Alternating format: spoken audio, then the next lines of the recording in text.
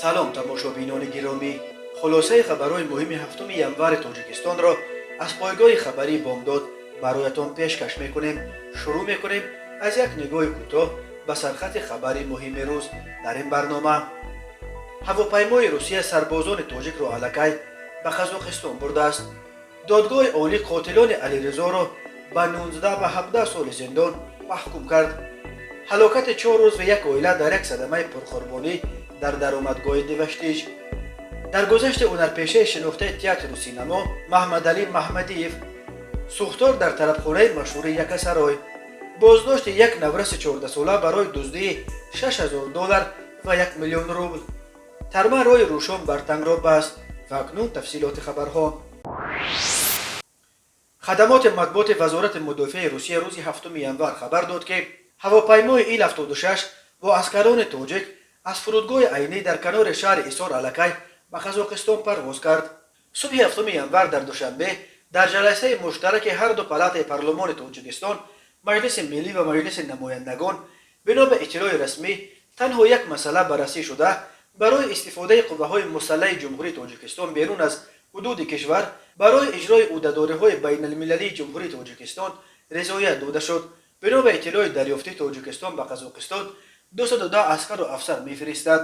паймони миллии Тоҷикистон як эътирофи умдаи нирӯҳои мухолифини тоҷик, ки асосан дар Аврупо амал мекунад ва фаъолияташ дар Тоҷикистон феълан мамнӯъ аст, рӯзи 7 январ дар як изҳорот гуфт мухолифи ба Қазоқистон фиристодани сарбозони тоҷик аст.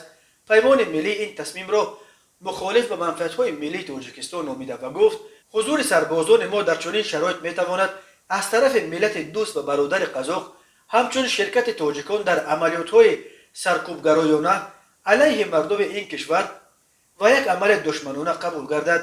ин метавонад барои ҳазорҳо муҳоҷирони тоҷик дар Қазоқистон хатарзо бошад ва инчунин ба муносибатҳои ду кишвар дар оянда латма ворид кунад.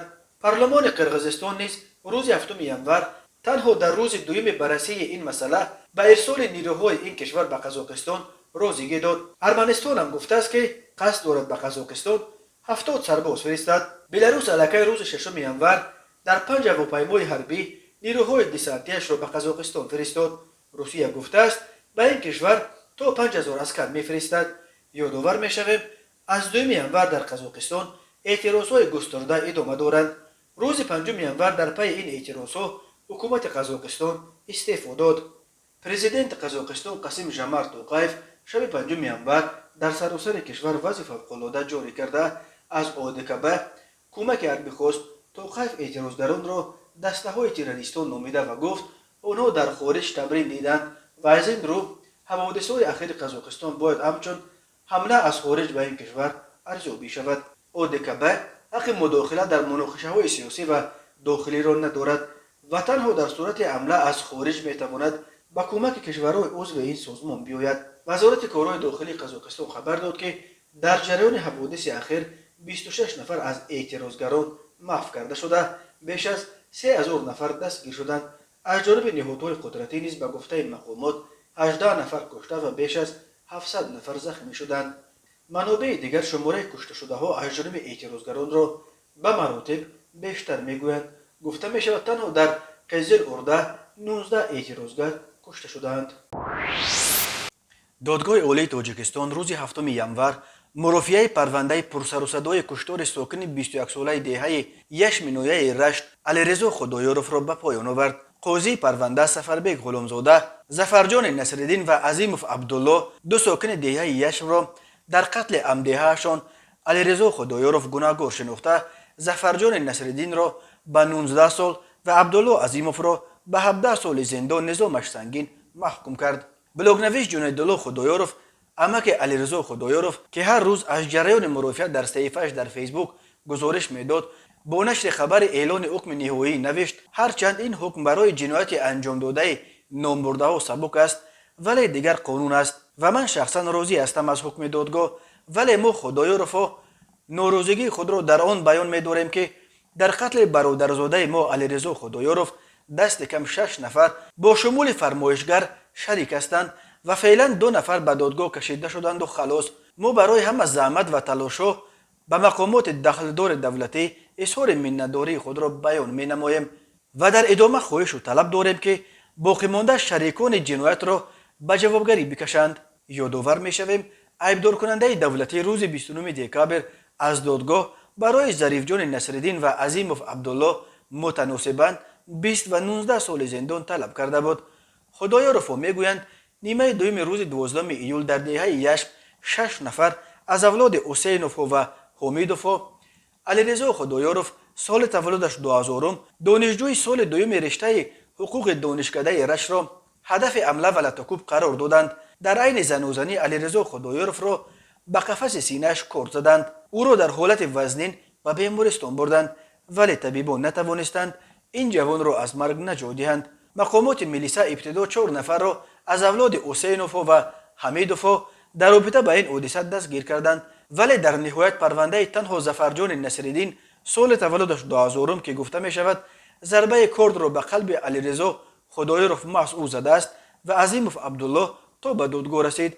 خدایارف طلب دارند تا همه آنهایی که در حمله به علیرضا اشتراک داشتند به جوابگری کشانده شوند و اما حمیدوف این را رد میکنند و میگویند علیرضا را ظفرجان کشته است و باید فقط او برای این کار به جوابگری کشیده شود. خصومت بین حسینوف و حمیدوف با خدایارف به بعض بر سر یک قطعه زمین آغاز یافته چند سال باز ادامه دارد. کمیته ولایت‌های فوق‌العاده تاجیکستان خبر داد که شام 6 ینور بر اثر به ماشین اوپل زفیره برخوردن ماشین بورکش مرسدس راننده و 3 مسافر ماشین سبکرو در جای حادثه به هلاکت رسیدند.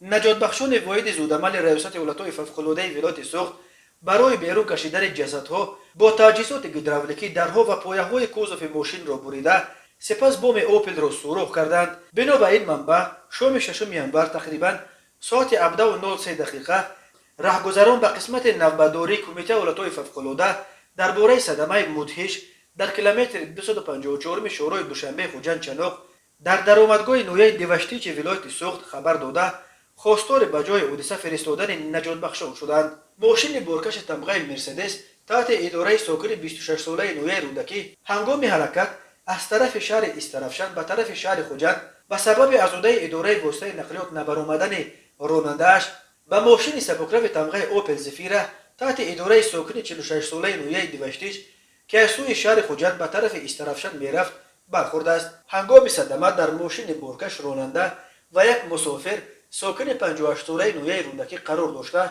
در ماشین اوپل راننده با 3 مسافر همه از یک عائله سفر داشتند. در نتیجه صدمه راننده و 3 مسافر اوپل در جای حادثه جان باخته. راننده و مسافر مرسدس جراحات جسمانی برداشته آنها را به بیمارستان نویه اسپیتامین انتقال دادند.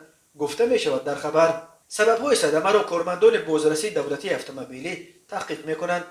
قبلا وزارت کارهای داخله درباره 2 صدمه مرگ‌آور در قبادیان و فیض‌آباد خبر داده بود. از جمله شب 5 ینور تخمیناً ساعت‌های 20:00 دقیقه راننده اتومبیل تمغه هوندای سروی رحمت الله سفر سال تولدش 1959 ساکن نویه کوشانیان هنگام حرکت در حدود نویه قبادیان از عهده اداره واسطه نقلیات نبرآمده دوچرخه‌ران امیرگلخان و میربازخان سال تولدش 1969 ساکن نویه اشکاشم را پخش نموده است. در نتیجه دوچرخه‌ران جراحات گوناگون جسمانی برداشته هنگام به بیمارخانه بردن در راه به هلاکت میرسد.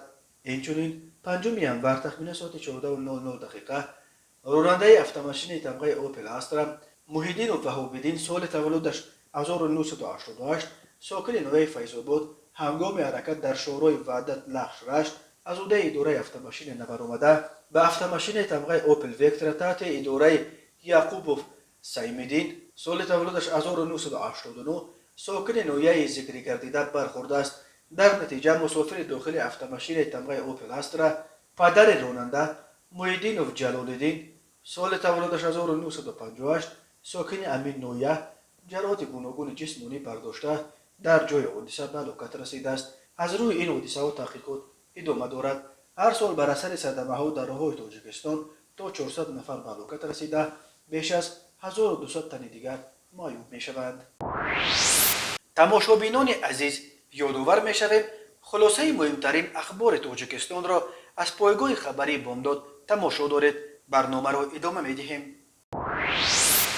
محمد علی محمدیف هنرپیشه شناخته تئاتر و سینمای تاجیک و شوروی روز هفتم ینور در سن 76 از عالم چشم پوشید. در این باره در گروه فیسبوکی تئاتر دولتی اکادمی به نام لاهوتی مامور این تئاتر اعظم رازق خبر داد.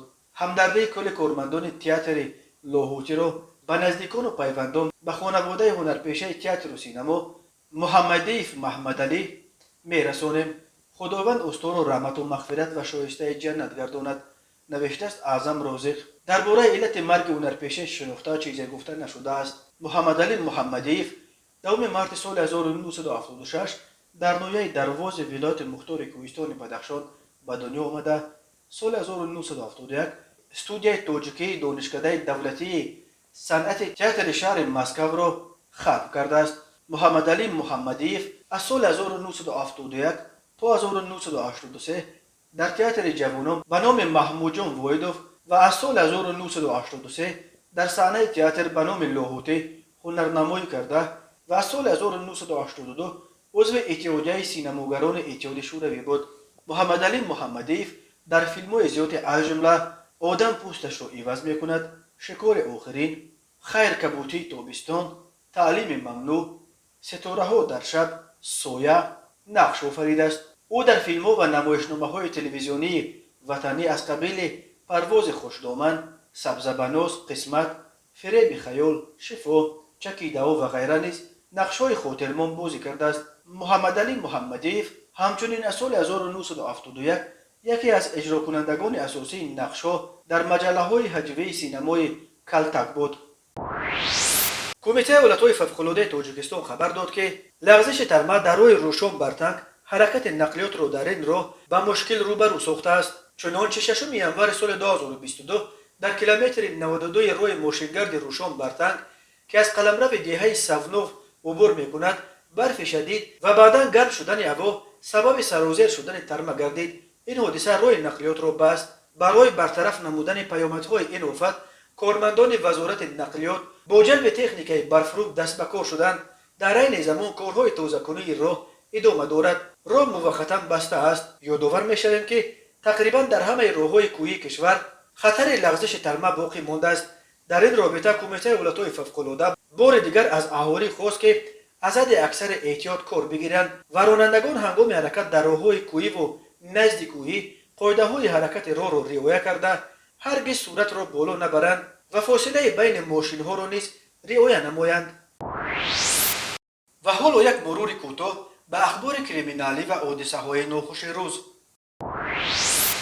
مرکز مطبوعات وزارت کارهای داخلی تاجیکستان از آشکار شدن دزدی مبلغ خیلی بزرگ از جانب یک نورس در ناحیه مشچا خبر داد. بنا به اطلاع رسمی به شعبه وزارت کارهای داخلی در ناحیه مشچا با عریضه زنی 72 ساله ساکن ناحیه مذکور مراجعت نموده است که شب 4 به 5 ینور سال 2022 شخصان نامعلوم با راه پنهانی به خانه استقامتیش در آمده از آنجا $6000 امریکایی و 950000 روبل روسی را دزدیده از جای حادثه غیب زدند. در نتیجه گذرانیدن چاره‌بینی‌های اپراتیوی جستجویی از جانب کارمندان میلیسیا نابالغ 14 ساله ساکن همین ناحیه همچون گمانبر در صادر نمودن جنایت دزدی دستگیر کرده شد. از روی این حادثه تفتیشات ادامه دارد. صبح جمعه هفتم ینور طربخانه در پایتخت تاجیکستان مشهور یکسرای به کام آتش رفت. این طربخانه که اساساً برای گذرانیدن توی و دیگر شب نشینی‌ها استفاده می شود در ساحل دریای دوشنبه در نزدیکی چوبخانه شرق آزاد جایگیر شده است. سبب سوختار هنوز معلوم نیست. بنا به خبرها برای فرو نشاندن آتش دست کم 10 ماشین سوختار نشانی در جای حادثه قرار دارند. در قبط یکم بینایی که در گرفت تالار مبل ترکی استقبال جایگیر شده است. از اول سال این علکه دومین سوختار در طربخانه‌های تاجیکستان است. یادآور می‌شویم روز 2 ینور قهوه‌خانه معروف نسیم بهار در کوچه رفعت حاجی شهر خوجند به کام آتش رفت. علنگه آتش در مساحت 160 متر مربع دامن پهن کرده و آتش نشان‌ها برای فرو نشاندن آن 40 دقیقه لازم گردید. نسیم بهار به صاحبکار نسیم جان میرشرابوف تعلق داشته یکی از مشهورترین قهوه‌خانه‌های خوجند به شمار می‌رود. تماشابینان عزیز و گرامی، این بود مرور به خلاصه چند خبر مهم امروز تاجیکستان. خبر و گزارش‌های بیشتر از تاجیکستان ва дар бораи тоҷикистону атрофи онро дар сомонаи пойгоҳи хабари бомдод дар ин нишона пайгирӣ намоед: www.bomdod.com. хуш бошед.